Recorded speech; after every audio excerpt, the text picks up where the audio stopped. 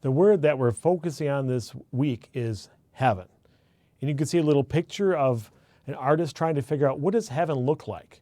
And it seems to be bright and shiny. You see the rainbow, it's beautiful.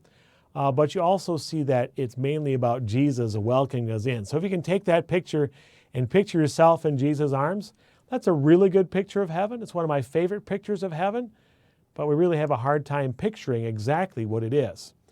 When you say the word heaven, one definition can simply be the sky. Oh, look up in the heavens. People will use heaven like that. But more often, and in the Bible, more often heaven is used to be the place of eternal life and perfect joy in the presence of God.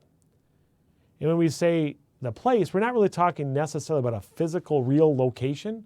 It's not so much about that. It's really it's much more about a relation. It's not being someplace where God happens to be. It's about being with God. That's heaven, being with God in God's presence with no barriers, because He's cleaned us up by Jesus. We're pure and we're holy, and now we can fully be in God's presence and have all of His blessing on us. Right now in the sinful world, we can't see His presence. We just can't handle it yet until He makes us pure and He makes us holy. Heaven is being with God in His full glory and holiness. We can hardly imagine that, but that's what's going to be great about it. We'll be with our Christian brothers and sisters, so if there's somebody you know who died in Jesus, yes, you'll get to be with them. But that'll never be the greatest thing about being in heaven. The greatest thing will be being with God in His presence. Let's look at a Bible verse, 1 Corinthians 2:9. What no eye has seen and what no ear has heard and what no human mind has conceived, the things God has prepared for those who love Him.